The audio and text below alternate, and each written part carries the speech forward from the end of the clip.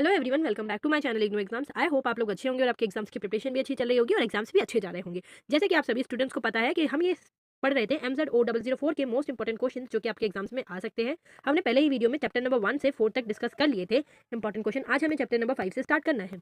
तो जिस भी स्टूडेंट ने लास्ट वीडियोस नहीं देखी हैं तो मैं लिंक डिस्क्रिप्शन में डाल दूंगी, बाकी आप लोगों के लिए प्लेलिस्ट भी क्रिएट कर दूंगी, तो आप लोग देख लीजिएगा। ठीक है, तो चलिए स्टार्ट करते हैं आज हम चैप्टर नंबर 5 के साथ। ठीक है, चैप्टर नंबर 5 का पहला क्वेश्चन है आपका, define molecular clock and DNA sequence divergence, what is their relationship between each and other. क्या है, आपको मॉलिक्यूलर क्लॉक क्या है पहले आपको डिफाइन करना है, उसकी परिभाषा लिखनी है, फिर आपको डीएनए सीक्वेंस डाइवर्जेंस क्या होता है फिर वो बताना है, और फिर इन दोनों के बीच में आपस में रिलेशनशिप क्या है फिर वो समझाना है। क्वेश्चन ईजी है, आंसर देखते हैं।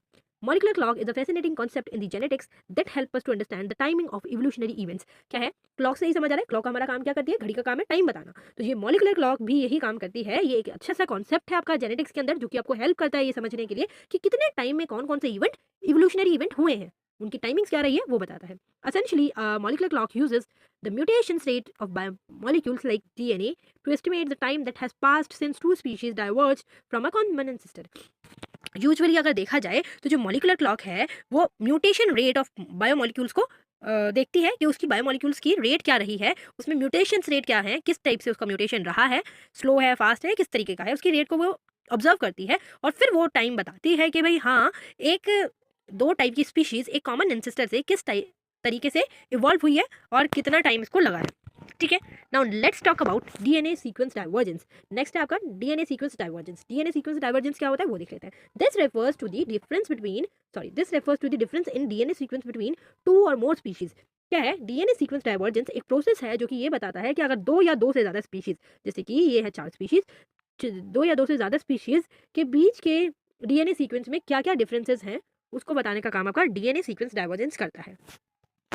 As species evolved and adapt to their environment, mutations accumulate in their DNA। जैसे कि आप सभी को पता है इवोल्यूशन होता रहता है टाइम टू टाइम, और जो भी ऑर्गेनिज्म है पृथ्वी के ऊपर वो अडेप्ट भी करता है एनवायरमेंट या म्यूटेशंस के अकॉर्डिंग। मतलब जो उसके आसपास के एनवायरमेंट में वो रह रहा है उसके अकॉर्डिंग वो अडेप्ट कर लेता है खुद को, जिसकी वजह से उसके म्यूटेशंस हो जाते हैं डीएनए में और वही डीएनए के अंदर एक्यूमुलेट हो जाते हैं। The more time that pass since two species diverge, the greater the DNA sequence divergence we have typically observed. क्या है, जितना ज्यादा टाइम पास होगा दो स्पीशीज को डाइवर्ज होने में, उतना ही ज्यादा सीक्वेंस ऑफ डाइवर्जेंस ऑब्जर्व की जाएगी। ठीक है, जितना ज्यादा उसको डाइवर्ज होने में टाइम लगा है उतना ही ज्यादा उसकी डीएनए सीक्वेंस डाइवर्जेंसी होगी। So what the relationship between these two concept. तो इन दोनों कॉन्सेप्ट के बीच में रिलेशन क्या है वो देखते हैं। Well, the molecular clock relies on measuring the DNA sequence divergence to estimate how long ago two species split from each and other। क्या है, अगर एक तरफ हम देखें जो मॉलिक्यूलर क्लॉक है उसका काम है ये मेजर करना कि डीएनए सीक्वेंस डाइवर्जेंस कैसे हुआ है और कितने टाइम में पहले दो स्पीशीज आपस में स्प्लिट होके एक ही कॉमन एंसेस्टर से जन्मी है। By analyzing these genes or regions of DNA are counting the difference, scientists can calibrate their molecular clock and determine evolutionary timeline। क्या है, अगर हम इसको मॉलिक्यूलर क्लॉक को और डाइवर्जेंस को एनालाइज करें तो इसका स्पेसिफिक जीन और रीजन्स ऑफ डीएनए हम पता कर पाएंगे और ये काउंट कर पाएंगे कि इनमें क्या डिफरेंस है और कितने टाइम में ये इवॉल्व हुए हैं और कितना टाइम इनको लगा है एक स्पीशीज से इवॉल्व होने में। For example, if two species have a high degree of DNA sequence divergence, it suggests they have been evolved independently for the long time। अगर हम एग्जाम्पल से समझे तो अगर दो स्पीशीज हैं जिसकी high degree of DNA sequence divergence है तो वो ये बताता है आपको कि बहुत टाइम से वो इंडिपेंडेंटली इवॉल्व होते आ रहे हैं। मतलब जितनी ज्यादा high degree DNA sequence divergence उतना ज्यादा टाइम उसको इवॉल्व होने में लगा। Conversely, low divergence indicate a more recent common ancestor. अगर जितना ही लो डाइवर्जेंस होगा उतना ही ये पता चलेगा कि भाई वो अभी कॉमन एंसेस्टर से ही बना है। मतलब डेट ऑफ बर्थ मान लीजिए आप कि अभी 2024 में जो पैदा हुआ है वो बिल्कुल कॉमन एंसेस्टर से आया है और जो 2000 में पैदा हुआ था वो लॉन्ग टाइम से यहाँ पे सर्वाइव कर रहा है, तो सेम वही है।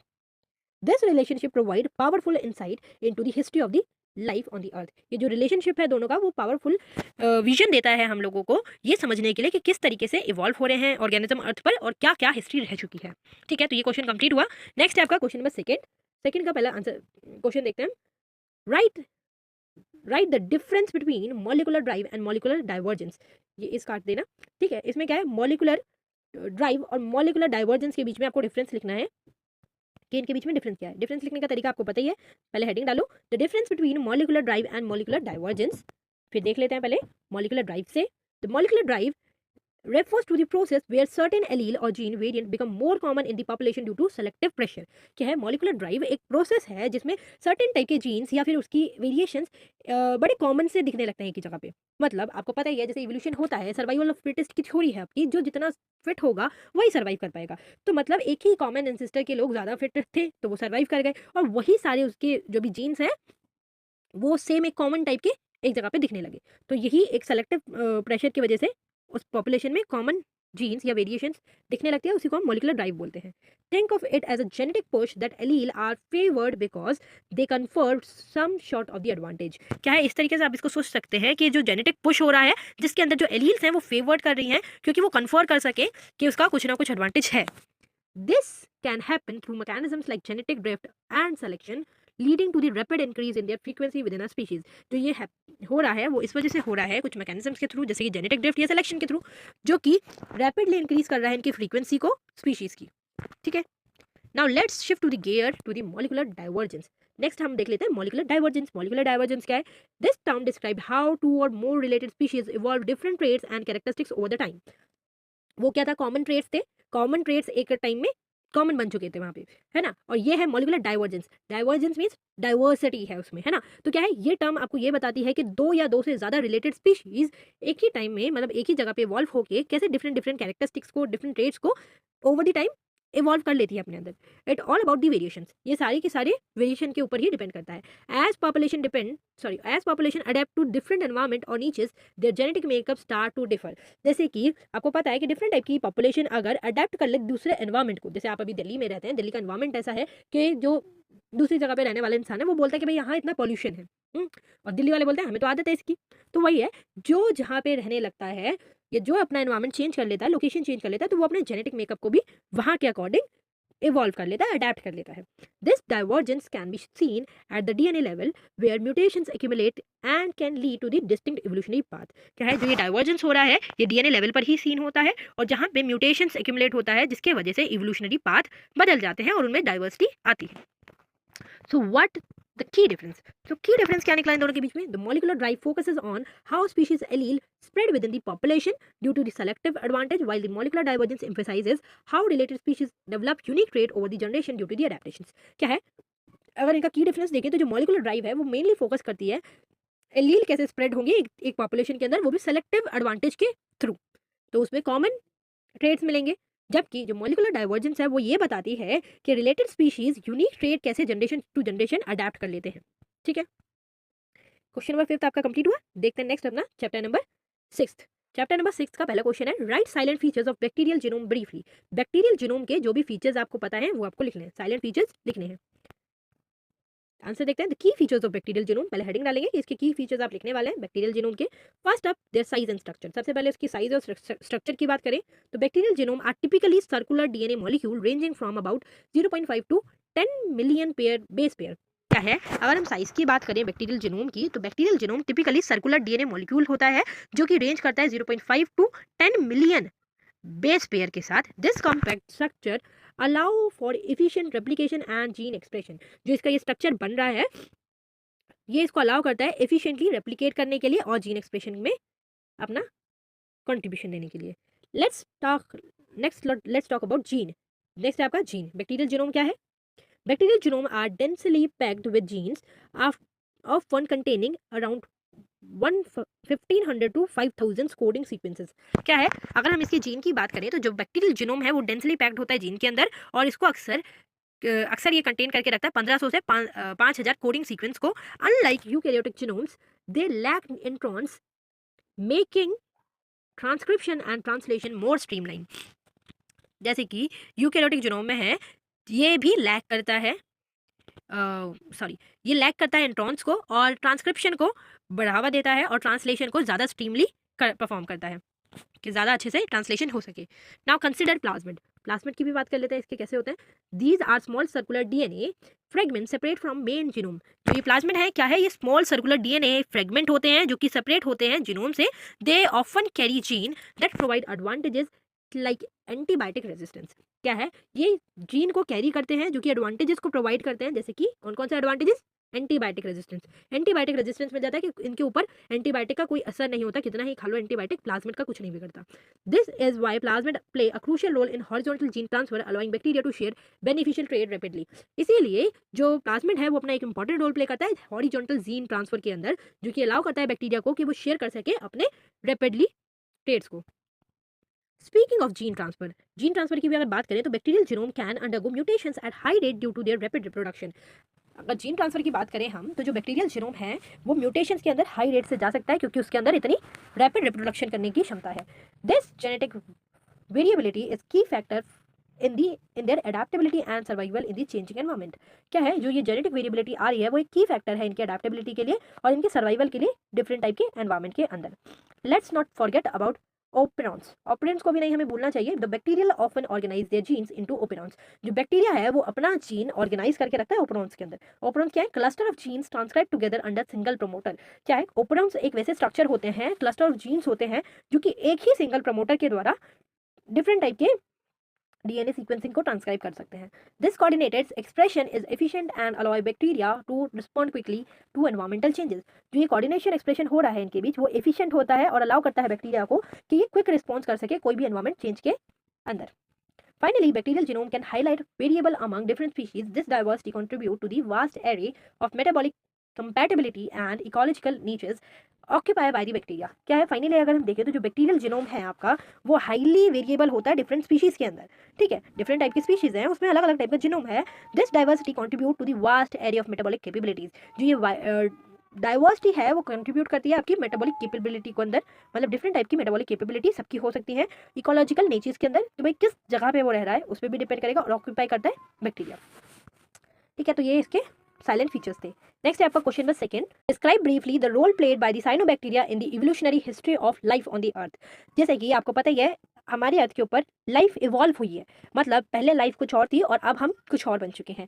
तो उसमें डिफरेंट टाइप के लोगों ने अपना अपना रोल प्ले किया होगा, डिफरेंट टाइप के ऑर्गेनिज्म ने अपना अपना रोल प्ले किया होगा। तो उसमें आपको बताना है कि साइनोबैक्टीरिया का क्या रोल था इसको लाइफ को इवॉल्व होने के लिए अर्थ के ऊपर। ठीक है, तो साइनोबैक्टीरिया का रोल बताना है कि कैसे इवोल्यूशन में लाइफ को अर्थ पर इवॉल्व होने में इसने हेल्प करी या फिर क्या क्या रोल प्ले किया। ठीक है, क्वेश्चन समझ के आंसर देखते हैं। The cyanobacteria, often refers to as blue-green algae, are among the oldest life form on the earth, playing a pivotal role in the planet evolutionary history. क्या है? साइनोबैक्टीरिया को अक्सर हम ब्लू ग्रीन एल्गे भी बोलते हैं, जो कि सबसे पुरानी लाइफ फॉर्म है अर्थ के ऊपर। ठीक है, और ये अपना एक प्रमुख रोल प्ले करती है प्लेनेट के ऊपर, मतलब इवोल्यूशन के अंदर एक इंपॉर्टेंट रोल प्ले करती है ये अपना। These remarkable micro organism first appeared over 3.5 billion year ago and have significant shape and biosphere as we know it today. क्या है? ये जो माइक्रो ऑर्गेनिज्म था साइनोबैक्टीरिया ये 3.5 बिलियन ईयर अगो पहले पृथ्वी पे आ गया था। ठीक है, और ये अपना सिग्निफिकेंट शेप और बायोस्फीयर में आज के टाइम पे जाना जाता है। One of their most critical contribution is their process of photosynthesis. सबसे मेन कॉन्ट्रीब्यूशन इसका क्या था कि ये प्रोसेस फोटोसिंथेसिस में अपना प्रोसेस करता है। Cyanobacteria were the first organism to harness sunlight and convert carbon dioxide and water into glucose and oxygen. क्या है? जो साइनोबैक्टीरिया था वही पहला ऑर्गेनिज्म था जिसने सनलाइट के हार्नेस में सर्वाइव किया और उसने कन्वर्ट किया कार्बन डाइऑक्साइड और वाटर को ग्लूकोज और ऑक्सीजन के अंदर। This revolutionary process not only provide energy for the himself but also release vast amount of oxygen into the atmosphere, transforming it from a toxic environment into the one that could support the aerobic life form. क्या है? जो इसने glucose और oxygen में convert किया carbon dioxide और water को, ये जो इवोल्यूशनरी प्रोसेस इसने किया वो सिर्फ एनर्जी को प्रोवाइड नहीं किया, साथ ही साथ इसने वास्ट अमाउंट ऑफ ऑक्सीजन को एटमॉस्फेयर में रिलीज किया। और यही जो ऑक्सीजन इसने रिलीज किया एनवायरमेंट के अंदर, इसी ने जो डिफरेंट टाइप के टॉक्सिक कंपोनेंट थे एनवायरमेंट से उसको एरोबिक लाइफ फॉर्म में सपोर्ट किया कि एरोबिक लाइफ फॉर्म भी एग्जिस्ट कर सके। This oxygenation event, known as the Great Oxygenation Event, occurred around 2.4 billion years ago and lead to the dramatic change on the Earth climate and evolutionary of complex life. क्या है? जो ये oxygenation event जो इसने किया था cyanobacteria ने, इसको ग्रेट ऑक्सीजनेशन इवेंट भी माना जाता है और ये बताया जाता है कि ये 2.4 बिलियन ईयर अगो हुआ था और ये ड्रामेटिकल चेंज लेके आया था अर्थ के क्लाइमेट और उसके इवोल्यूशन के अंदर कि जो भी लाइफ थी, कॉम्प्लेक्स लाइफ थी, वो इवॉल्व कर सके। It paved the way of multicellular organisms, include plant and animal. Without cyanobacteria, we might not have evolved as we did. क्या है? इसने क्या किया, इसने ऐसे ऐसे वेज बताए मल्टी सेलुलर ऑर्गेनिजम्स को, जैसे कि प्लांट हो गए, एनिमल्स हो गए, इसीलिए वो लोग या हम लोग इवॉल्व कर पाए। अगर साइनोबैक्टीरिया नहीं होता तो जो आज हम हैं हम भी वो नहीं होते। Moreover the cyanobacteria are vital player in the nutrient cycle where within the ecosystem. अगर हम देखें तो जो साइनोबैक्टीरिया है वो अपना एक इंपॉर्टेंट रोल प्ले करता है न्यूट्रिशन साइकिल के अंदर भी, इकोसिस्टम के अंदर जो न्यूट्रिशन साइकिल चलती है उसमें भी अपना एक इंपॉर्टेंट रोल प्ले करता है cyanobacteria. They can fix nitrogen into a form that can be utilized by the plant, enhancing soil fertility। क्या है, जो साइनोबैक्टीरिया है वो एटमॉस्फेरिक नाइट्रोजन को एक फॉर्म में यूटिलाइज करता है, फिक्स करता है, ताकि वो नाइट्रोजन की जो फॉर्म बनाएगा ये वो प्लांट यूज कर सके और जो भी सॉइल की फर्टिलिटी है उसको भी बढ़ा सके। The ability has made them essential in both natural ecosystem and agriculture practices. जो ये इसकी एबिलिटी है नाइट्रोजन फिक्सेशन की भी, ये भी एक इतना एसेंशियल रोल प्ले करती है नेचुरल इकोसिस्टम के अंदर भी और एग्रीकल्चर प्रैक्टिसेस के भी अंदर। Cyanobacteria also have a unique relationship with the other organisms. They form a symbiotic relationship with fungi to create lichens and are integral to coral reef ecosystem through their role in the photosynthesis। क्या है, cyanobacteria का एक unique relationship ये भी होता है कि ये दूसरे ऑर्गेनिजम्स के साथ सिम्बायोटिक रिलेशनशिप को या सिम्बायोटिक पार्टनरशिप को बना लेता है, जैसे कि फंजाई के साथ बनाता है, फंगी के साथ मिलके एक सिम्बायोटिक रिलेशन बनाता है। सिम्बायोटिक रिलेशन मतलब कि भाई फंगी के साथ ये साथ में रहेगा और फंगी को बोलेगा भाई तू मुझे कुछ बेनिफिट दे, मैं तुझे बदले में कुछ बेनिफिट दूंगा, ठीक है, तो हम दोनों का यूज़ में प्रॉफिट है, तो वो सिम्बायोटिक रिलेशनशिप होता है। तो उसमें ये लाइकेंस के साथ फंगी के साथ मिलके लाइकेंस को क्रिएट करता है और कोरल रीफ्स इकोसिस्टम में है उसको भी क्रिएट करता है और साथ ही में फोटोसिंथेसिस में अपना इंपॉर्टेंट रोल प्ले करता है। ठीक है, तो ये साइनोबैक्टीरिया के कुछ रोल थे लाइफ को इवॉल्व होने के लिए अर्थ पर। ठीक है, नेक्स्ट है आपका question number 3, right short note on methanogens and application of thermophilus. Methanogens के ऊपर आपको शॉर्ट नोट लिखना है और एप्लीकेशन ऑफ थर्मोफिल्स के ऊपर आपको शॉर्ट नोट लिखना है। देख लेते हैं ये दोनों है क्या। Some of the microorganism thrive in extreme environment. Let's dive into two remarkable groups, methanogens and thermophiles. आपको पता ही है कुछ माइक्रो ऑर्गेनिजम्स ऐसे ऐसे हैं जो एक्सट्रीम एनवायरनमेंट में भी अपने आप को सर्वाइव कर लेते हैं। तो उसी के अंदर दो ऐसे रिमार्केबल ग्रुप्स होते हैं जिसका नाम है एक मिथेनोजेंस और दूसरा है थर्मोफिल्स। अब इनको ब्रेक डाउन करके पढ़ते हैं कि होते क्या है। First of methanogens. Methanogens is unique microorganisms belong to the archaea domain and are known for their incredible ability to produce methane। क्या है, मिथेनोजेंस कुछ ऑर्गेनिजम्स होते हैं जो कि बिलोंग करते हैं आर्किया डोमेन के अंदर, जो आर्कियल डोमेन है उससे बिलोंग करते हैं ये ऑर्गेनिज्म, और इनके अंदर इतनी एबिलिटी होती है कि ये मिथेन को प्रोड्यूस कर सकें। तो मिथेनोजेंस क्या है, कुछ टाइप के ऑर्गेनिजम्स हैं, कुछ यूनिक टाइप के ऑर्गेनिजम्स हैं जो कि आर्किया फैमिली से बिलोंग करते हैं और इनके अंदर इतनी इनक्रेडिबिलिटी इनके अंदर इतना एबिलिटी है, इतनी सक्षमता है कि ये मिथेन को प्रोड्यूस कर सके अपनी बॉडी से। They thrive in aerobic conditions, meaning they live without oxygen found in a place like wetland, the gut of ruminant and even landfills। क्या है, ये इनकी एक इम्पॉर्टेंट बात ये भी है, एक अच्छी बात ये भी है कि ये एरोबिक कंडीशन में भी सर्वाइव कर सकते हैं। एरोबिक कंडीशन मीन जहाँ पे ऑक्सीजन नहीं भी है, बिना ऑक्सीजन के भी ये सर्वाइव कर लेते हैं, जैसे कि वेटलैंड के अंदर, रूमिनेंट के गट के अंदर और लैंडफिल्स के अंदर भी ये सर्वाइव कर लेंगे। Methanogens plays a crucial role in the carbon cycle, helping to break down organic matter and recycle nutritions. क्या है, जो मिथेनोजेंस है वो अपना एक इंपॉर्टेंट रोल पर प्ले करता है कार्बन साइकिल के अंदर भी, क्योंकि ये क्या काम करता है कार्बन साइकिल में कि जो भी ऑर्गेनिक मैटर है उसको ब्रेक डाउन करता है और रिसाइकिल न्यूट्रिशंस का करता है।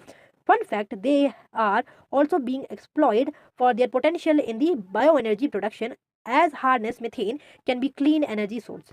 क्या है, और फन की बात एक करें तो जो ये है आपका मिथेनोजेंस, उसको बहुत एक्सप्लॉइट भी किया जाता है क्योंकि इसके अंदर इतनी पोटेंशियल है बायो एनर्जी के प्रोडक्शन के लिए, जिसकी वजह से मिथेन को, जो मिथेन हार्नेस हो रहा है उसको नेचर से क्लीन कर दिया जाए।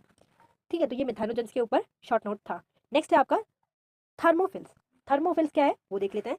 These heat-loving microbes flushing in high-temperature environments such as hot spring and hydrothermal vents। ठीक है, थर्मोफिल्स क्या है, वो माइक्रो ऑर्गेनिजम्स जो कि हीट लविंग ऑर्गेनिजम्स होते हैं, माइक्रो ऑर्गेनिज्म होते हैं, मतलब इनको हीट से बड़ा प्यार है, गर्म चीज़ें बड़ी पसंद है। तो ये क्या है, हाई टेम्परेचर या हाई एनवायरनमेंट में सर्वाइव करते हैं, जैसे कि हॉट स्प्रिंग में पाए जाते हैं ये, या फिर हाइड्रोथर्मल वेंट्स के अंदर पाए जाते हैं। Their enzymes are incredibly stable and efficient which make them invaluable in various applications। जो इसके अंदर एंजाइम्स पाए जाते हैं वो बहुत इनक्रेडिबल होते हैं और स्टेबल होते हैं और एफिशिएंट होते हैं, जो कि इनको वैल्यूएबल प्रदान करते हैं कि डिफरेंट टाइप की एप्लीकेशंस में भी काम कर सकें। For example, they are used in biotechnology industry for process like PCR polymerase chain reaction which is essential for DNA एम्प्लीफिकेशंस।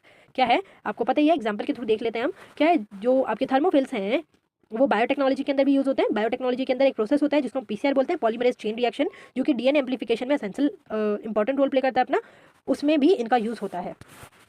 Additionally, thermophils are a key player in waste treatment process, breaking down organic material at elevated temperature, making them process faster and more efficient। क्या है, जो आपके thermophilus हैं वो आपका important role play करते हैं waste treatment management के अंदर भी, और ये क्या करते हैं, जो आपके ऑर्गेनिक मटेरियल हैं उसको ब्रेक डाउन करके एलिवेटेड टेम्परेचर के अंदर भी इनको फास्ट और एफिशिएंट वे में डिस्कार्ड करते हैं। ठीक है, so whether it's methanogens helping us managing waste and produce energy, thermophiles revolutionized biotechnology. These microorganisms are not just surviving, they are thriving and contributing significant to our world।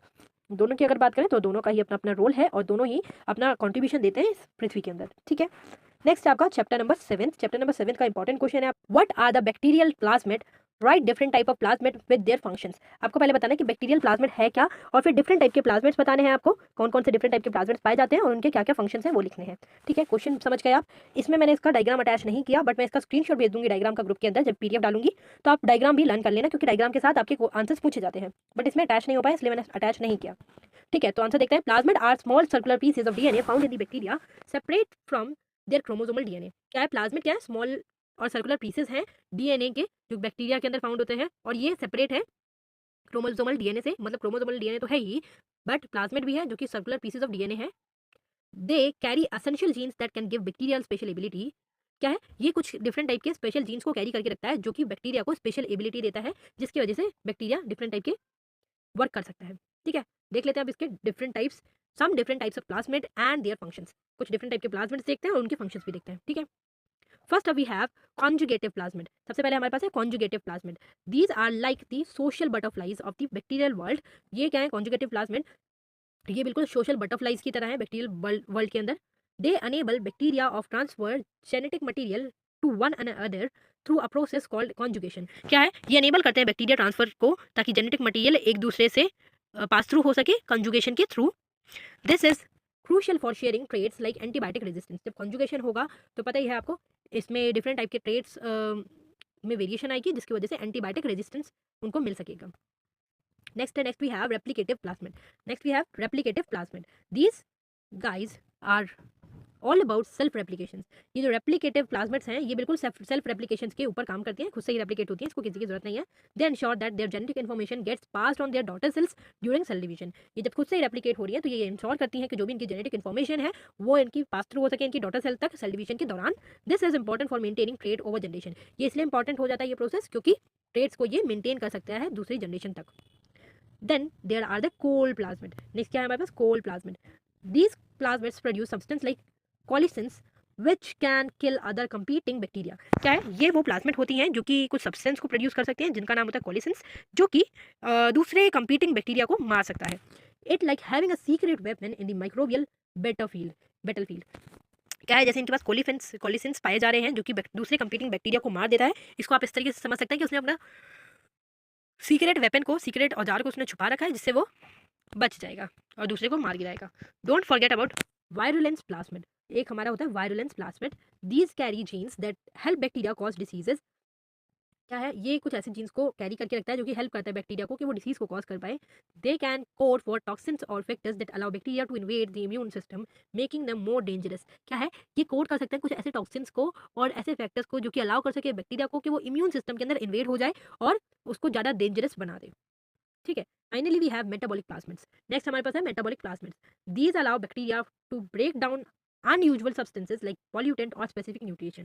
क्या है, ये allow करते हैं bacteria को कि ये जो भी अनयूजुअल सब्सटेंस हो जैसे कि पॉल्यूटेंट या स्पेसिफिक न्यूट्रिएंट उनको ब्रेक डाउन कर सके। दिस अडेप्टेबिलिटी इज की for survival in diverse environment. क्या है, ये जो इनकी एबिलिटी है कि एक अनयूजुअल सब्सटेंस को ब्रेक डाउन करके निकालते हैं अपनी बॉडी से, ये इनके अंदर एक अडेप्टेबिलिटी है जो कि इनको डिफरेंट टाइप के एनवायरनमेंट में सर्वाइव करने में हेल्प करता है। टू सम अप इट, अगर इन पूरे को सम करें हम तो bacterial plasmids are crucial player in the genetics and evolutionary. अगर हम बात करें तो जो बैक्टीरियल प्लाज्मिड है आपकी वो एक क्रूशियल प्लेयर की तरह काम करती है जेनेटिक और इवोल्यूशन के अंदर। From sharing antibiotic resistance to aiding in disease causing abilities, they are essential for bacterial survival and ability. क्या है, आपने जो देखा कि भाई एंटीबायोटिक रेजिस्टेंस से ये स्टार्ट हो रही है, एंटीबायोटिक रेजिस्टेंस तक दे सकती हैं अपने दूसरे बैक्टीरिया को, और साथ ही साथ कुछ डिसीज कॉजिंग एबिलिटी भी दे सकती हैं। तो ये एसेंशियल काम करती हैं बैक्टीरिया के सर्वाइवल के लिए और उसके अडेप्टेशन के लिए। ठीक है, नेक्स्ट है आपका चैप्टर नंबर 8। चैप्टर नंबर 8 का फर्स्ट क्वेश्चन है आपका, write a short note on the origin of multicellularity in the eukaryotes. आपको एक शॉर्ट नोट लिखना है कि origin of multicellularity eukaryotes में कैसे है। ठीक है, तो आपको बताना है यूकैरियोट्स के अंदर जो ओरिजिन ऑफ मल्टी सेल्युलरिटी है वो कैसे हुई और क्या है, इसके ऊपर शॉर्ट नोट लिख कर बताना है। आंसर देखते हैं, multicellularity like emerged from single cell ancestor around 1.5 billion year ago. The transition began with simple cooperation among the cells. क्या है मल्टी सेलुलरिटी? एक इमर्ज्ड सिंगल सेल एंसेस्टर है जो कि 1.5 बिलियन ईयर अगो हुआ था, जिसके अंदर ट्रांजिशन स्टार्ट होता है एक सिंपलर कॉपरेशन सेल से. Some cell started to stick together after division forming clump that could function as a unit. क्या है, कुछ सेल्स एक दूसरे के साथ स्टिक हो जाते हैं और डिवीजन करते हैं और एक क्लम्प की तरह बना लेते हैं और जो साथ में मिलकर एक यूनिट की तरह फंक्शन करते हैं. This cooperation was crucial as it allows for specialisation where some cells look like as specific role enhancing survival and efficiency. क्या है, ये जो कॉपरेशन हो रहा है वो एक इंपॉर्टेंट कॉपरेशन है जो कि इसको अलाउ करता है स्पेशलाइजेशन के लिए, जहाँ पे कुछ सेल्स स्पेसिफिक रोल प्ले करते हैं और एनहेंस करते हैं सर्वाइवल और एफिशिएंसी को. वन की factor is the evolution was environmental pressure. एक की फैक्टर इसका ये भी है कि जो इवोल्यूशन है आपका एनवायरमेंटल प्रेशर का, सॉरी, वन की factor in this evolution was environmental pressure. क्या एनवायरमेंटल प्रेशर के थ्रू इवोल्यूशन होता है, एक की फैक्टर ये भी है. इन harsher condition begin parts of a multicellular organism offered advantages like improved nutrition acquisition and protection from the predators. क्या है, अगर हार्श कंडीशन की हम बात करें तो जो आपके मल्टी सेलुलर ऑर्गेनिज्म होंगे वो ऑफर करेंगे कुछ एडवांटेजेस को, जैसे कि वो प्रोवाइड कर सकते हैं न्यूट्रिशन एक्विजाइजेशन को और प्रोटेक्ट कर सकते हैं अपने आप को प्रेडेटर्स से. These early multicellular organism evolved, they developed more complex structure and function leading to the incredible diversity of life we see today. जो हमें पता है कि जो अर्ली मल्टी सेलुलर ऑर्गेनिज्म है वो इवॉल्व हो सकते हैं आसानी से, तो और वो डेवलप भी कर सकते हैं कुछ कॉम्प्लेक्स स्ट्रक्चर को और फंक्शंस को, जो कि इनको डाइवर्सिटी देता है जिन्हें हम आज जानते हैं. ठीक है, genetic change also plays a significant role. आपको पता है जेनेटिक चेंज भी इंपॉर्टेंट रोल प्ले करता है अपना. इसके अंदर mutations that promote cell adhesion and communication were favoured by the natural selection. क्या है, जो म्यूटेशंस हैं आपके वो प्रमोट करते हैं सेल एडिशन को और इसको कम्युनिकेट करने में भी हेल्प करते हैं और यही इसको फेवर करता है नेचुरल सिलेक्शन के अंदर. Over time these genetic modifications enable cells to coordinate their activity leading to the emergency of the true multicellularity. क्या है, ओवर टाइम अगर हम देखें तो जेनेटिक मॉडिफिकेशन हो रही हैं वो अनेबल कर देती हैं सेल को कि वो एक दूसरे के साथ कोऑर्डिनेट कर सकें और एक्टिविटी को देख सकें, और जिसकी वजह से जो भी इनकी emergency to multi cellularity effect ना हो. ठीक है, interestingly, multicellularity has arisen independently in various eukaryotic linkage. Think plant, fungi, and animals. This conversely suggests that benefits of the being multicellular were too significant to ignore. क्या जो multicellularity arise हो रही है वो independently हो रही है eukaryotic linkage के अंदर, जैसे कि प्लांट, फंजाई, एनिमल सबके अंदर अपना अपना हो रहा है ना. This conversely suggest that benefits of the being multicellular were too significant to ignore. क्या है, ये इसको सजेस्ट करता है कि जो मल्टीसेलुलर बन रहे हैं ये इसको ठीक है बेनिफिट दे रहा है ये, पर इसको इग्नोर नहीं कर सकते. ठीक है, नेक्स्ट क्वेश्चन है आपका question number 2. Why do thousands of eukaryotic genes show homology to prokaryotic genes. आपको बताना है क्यों thousands of eukaryotic genes show करते हैं अपनी होमोलॉगी प्रोकैरियोटिक जीन्स के साथ. ठीक है, आंसर देखते हैं. Thousands of eukaryotic genes show remarkable homology to prokaryotic genes. पहले हेडिंग डालेंगे. First, it's crucial to understand the eukaryotes and prokaryotes share a common ancestor. क्या है, अगर कुछ भी आपको अगर बताना है जैसे कि ये कैसे इतना रिमार्केबल एक दूसरे के साथ होमोलॉगी शेयर करते हैं, तो आपको सबसे पहले तो ये पता होना चाहिए कि ये दोनों के दोनों एक ही कॉमन एंसेस्टर से इवॉल्व हुए हैं, यूकैरियोट्स और प्रोकैरियोट्स. ठीक है, this ancient lineage means that many fundamental biological processes are conversed across these two domain of life. जो ये एंशिएंट लाइनेज हो रहा है इसका मतलब ये है कि जो भी फंडामेंटल बायोलॉजिकल प्रोसेस होंगे वो कंजर्व्ड होंगे दो डोमेन्स के लाइफ के बीच में. As a result genes that perform essential functions have been preserved through evolution leading to the similarities in the gene sequences. जिसकी वजह से क्या रिजल्ट निकलेगा कि जो जीन है वो परफॉर्म कर रहे हैं कुछ एसेंशियल फंक्शन को और वही प्रिजर्व कर रहे हैं इवोल्यूशन के थ्रू. ठीक है, और जिसकी वजह से जो भी सिमिलैरिटीज आ रही है जीन सीक्वेंसेस के अंदर. नेक्स्ट, जो horizontal gene transfer is another significant factor. दूसरा क्या है, हॉरिजॉन्टल जीन ट्रांसफर भी इसका एक सिग्निफिकेंट फैक्टर के अंदर गिना जाता है. This process allows genetic material to be exchange between different organism across the different domain. क्या है, जो हॉरिजॉन्टल जीन ट्रांसफर है वो एक प्रोसेस है जो कि जेनेटिक मटेरियल को एक्सचेंज करता है डिफरेंट ऑर्गेनिज्म के अंदर across the different domain. For example bacteria can transfer gene in eukaryote cells contributing to their genetic diversity as we see today. अगर हम एग्जांपल से समझे तो हॉरिजॉन्टल जीन ट्रांसफर क्या है, अगर बैक्टीरिया अपना जीन मतलब जीन ट्रांसफर कर रहा है यूकैरियोटिक सेल के अंदर और अपनी जो भी उसकी जेनेटिक डाइवर्सिटी है वो भी उसके अंदर कंट्रीब्यूट कर रही है। This exchange can occur through the mechanisms like transformation, transduction and conjugation. ये जो इतना सारा ये जीन ट्रांसफर हो रहा है हॉरिजॉन्टल के अंदर वो क्या है, डिफरेंट टाइप के मैकेनिज्म्स के थ्रू हो सकता है, जैसे कि ट्रांसफॉर्मेशन, ट्रांसडक्शन और कंजुगेशन के थ्रू हो सकता है। Additionally some eukaryotes genes have prokaryotic origins due to endosymbiotic events. जैसे कि आपने पहले MZ001 में पढ़ा था एंडोसिम्बायोटिक थ्योरी के बारे में, जिसमें आपने पढ़ा था कि पहले एक ही थे, एक ही एंसेस्टर से ये जन्मे हैं और एक दूसरे को एनगल्फ करके सिम्बायोटिक रिलेशनशिप बना के ये यहाँ तक पहुँचे हैं। Think of about mitochondria and chloroplast organelles in eukaryote cells that originated from free living prokaryotes. आपको पता ही है इस थ्योरी के अंदर क्या था, जो माइटोकॉन्ड्रिया और क्लोरोप्लास्ट है वो दो ऑर्गेनल्स थी जो कि यूकैरियोट सेल्स के अंदर पाई जाती थी। ये ओरिजिनेट हुई थी फ्री लिविंग प्रोकैरियोट्स के थ्रू ही। Over time these prokaryotic ancestor transferred many of their genes to the host cell nuclear genome resulting in blend of the eukaryotic and prokaryotic genetic material.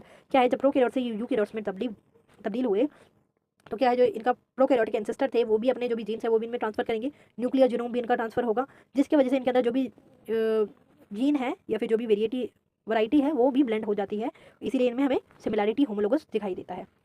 Lastly evolutionary pressure shape gene conservation. Lastly जो evolutionary pressure है वो भी gene conservation में changes लाता है। Gene that provide essential functions for survival are more likely to be retained over time. जो genes आपके ज़्यादा सर्वाइव कर सकते होंगे, जिनके फंक्शन ज़्यादा सर्वाइवल के लिए इंपॉर्टेंट होंगे, वही ओवर टाइम सर्वाइव करेंगे। This is why we see homologous genes performing similar role in both prokaryotes and eukaryotes. इसीलिए हमें जो होमोलॉगस जीन्स शो होते हैं सिमिलर रोल अपना प्ले करते हुए प्रोकैरियोट्स में भी और यूकैरियोट्स के अंदर भी। तो ये आपका क्वेश्चन कंप्लीट हुआ। नेक्स्ट है आपका क्वेश्चन नंबर 3। क्वेश्चन नंबर 3 क्या कह रहा है, discuss the origin of multicellularity and evolution of bilateral symmetry in animals. आपको बताना है कि मल्टी सेल्युलरिटी का ओरिजिन कैसे हुआ और ये evolution of bilateral symmetry in animals में कैसे हुआ, मतलब बायलैटरल सिमेट्री ऑफ एनिमल्स का इवोल्यूशन कैसे हुआ, और ओरिजिन ऑफ मल्टी सेल्युलरिटी तो अभी आपने पढ़ा ही था। ठीक है, दोबारा देख लेते हैं। Multicellularity is a fascinating leap in the evolution of life, making a shift from single cell organism to complex structure made up of many cells. जो मल्टी सेल्युलरिटी है वो एक लीप है इवोल्यूशन की लाइफ के ऊपर, जो कि मार करता है एक सिंगल सेल ऑर्गेनिज्म से कॉम्प्लेक्स स्ट्रक्चर ऑफ ऑर्गेनिज्म को बनने को। This transitions like begin over 600 million year ago with simpler aggregatives of cells that could communicate and cooperate. These early multicellular organisms had advantages like enhanced mobility and ability to exploit diverse environment. क्या है, ये जो transition हो रहा है वो begin हो रहा है 600 मिलियन साल पहले, जहाँ पे सिंपल एग्रीगेट ऑफ सेल होते हैं और वो कम्युनिकेट करते हैं और कॉपरेट करते हैं एक दूसरे के साथ, जिसके वजह से जो अर्ली मल्टी सेलुलर ऑर्गेनिजम्स हैं वो उनको कुछ एडवांटेजेस मिलते हैं, जैसे कि उनमें मोबिलिटी एनहांस हो जाती है और वो डाइवर्स एनवायरनमेंट में भी एक्सप्लॉइट कर सकते हैं। Over time these clusters evolved in more complex form leading to the specialized cells and tissues which allows for greater efficiency and adaptability. क्या है, अगर हम और टाइम के आगे बढ़ें तो जो क्लस्टर ऑफ ये मल्टी सेलुलरिटी है वो ज़्यादा सिंपलर फॉर्म से मोर कॉम्प्लेक्स फॉर्म में बनती है और कुछ स्पेशलाइज्ड टिश्यूज़ और सेल्स भी इसमें बनते हैं जो इसको जेनेटिक एफिशिएंसी देते हैं और अडेप्टेबिलिटी देते हैं। Now let's talk about bilateral symmetry. अब हम बात करते हैं बायलैटरल सिमेट्री ऑफ एनिमल्स के अंदर।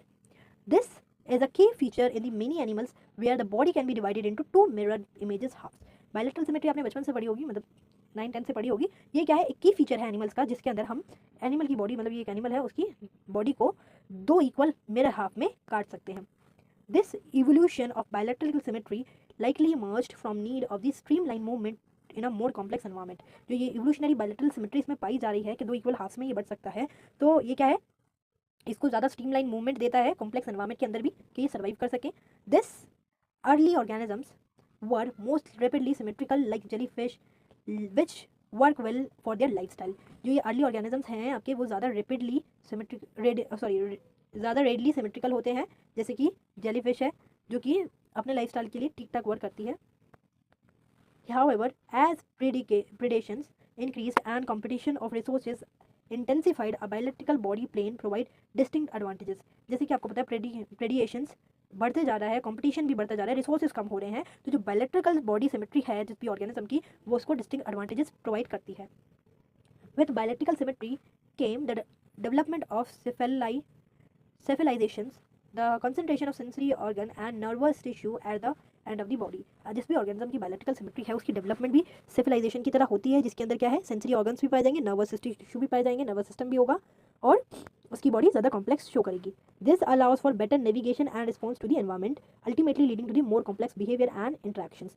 ये जो बायोलैट्रिकल सिमेट्री वाले ऑर्गेनिज्म हैं ये ज़्यादा अलाउ करते हैं बेटर नेविगेशन के लिए और रिस्पॉन्ड करते हैं अच्छे से एनवायरमेंट के अकॉर्डिंग, और अल्टीमेटली लीड करते हैं कॉम्प्लेक्स बिहेवियर को और इंटरेक्शन को। Think of it about predators become more effective hunters while prey developed better escape strategies। आप इस तरीके से समझ सकते हैं कि जो शिकारी है वो ज़्यादा इफेक्टिव हंटर की तरह काम कर रहा है, बल्कि जो शिकार होने वाला है, प्रे है आपका, उसने भी इतनी तरकीबें सीख ली हैं कि वो छुप जाएगा, भाग जाएगा वहाँ से। ठीक है, together the emergency of multicellularity and bilateral symmetry set the stage of the incredible diversity of animal life we see today. अगर दोनों को साथ में हम देखें तो दोनों ही आपकी इनक्रेडिबल डाइवर्सिटी के लिए इंपॉर्टेंट है, जो कि आज हम एनिमल्स के अंदर देख रहे हैं।